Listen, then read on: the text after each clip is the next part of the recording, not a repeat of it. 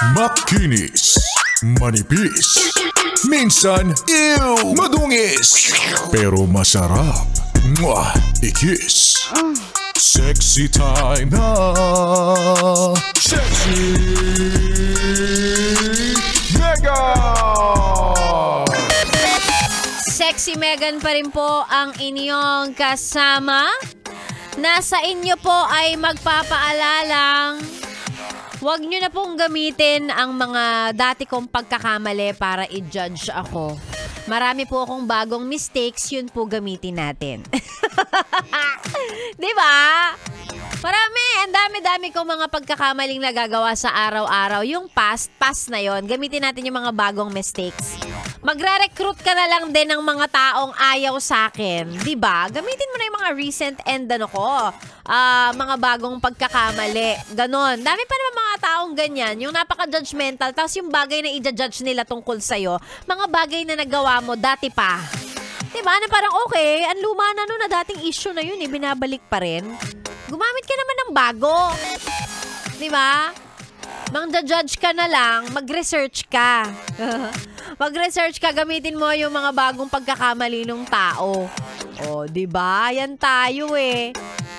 Mang-chichismis ka na lang. Eh di yung i-chismis mo, yung something bago, hindi yung marami nang nakakaalam. Diba? Para kapag ka may chinika ka sa ibang tao, hindi nila sasabihin sa'yo na, hindi narinig ko na yun. Di ba dati pang issue yan? Ganon. Chichismis ka na lang din, mag-research ka muna. Para talagang makikinig at matutuwa yung mga tao pag nagsimula kang magsabi ng, eto na nga. Ganon.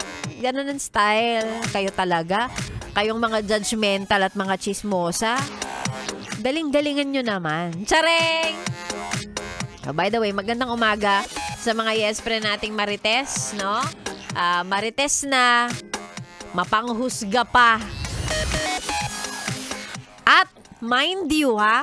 Yung mga kakilala natin na yan, yung mga Marites na yan, yung mga judgmental na yan, yung mga mapanghusga na yan. Naku, yan yung, pustahan tayo, yan yung palaging nagpo-post ng mga Bible quotes sa Facebook, tsaka active sa simbahan pag Sunday. Sabihin mong mali ako. May natanong ako na ganyan, ang sabi nila sa akin, pang-balance daw kasi yun.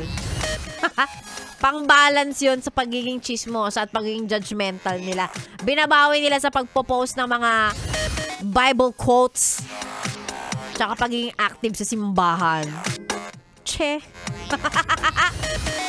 Ewan ko sa inyo. Baguhin nyo yung style nyo next year, ha? Pili lang kayo. Kung chismosa, chismosa. Kung religious at conservative all the way. Hindi yung sabay. Religious pag Sunday pero Monday to Saturday. Judgmental yan. Madamot yan. Sige, sabihin mong mali ako.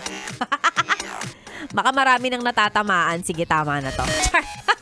Sexy Megan pa rin po ang inyong kasama. Magandang umaga. Hello! At shout out sa mga yes-pre nating naka-tune in sa atin sa mga oras na ito. Ayan, magandang umaga.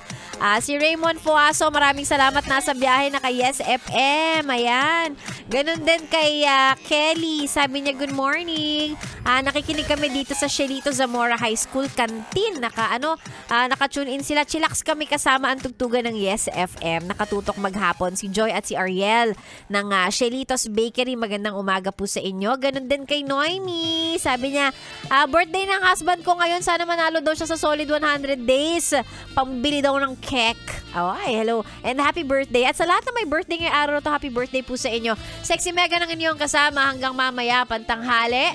Sa mga gusto magpa-shoutout, isend sa ating Facebook page. That's DJ Megan Yes FM. Huwag kalimutang i-follow at i-like yan. Ikaw ay nakatunin dito lang sa 101.1 Yes FM. Solid!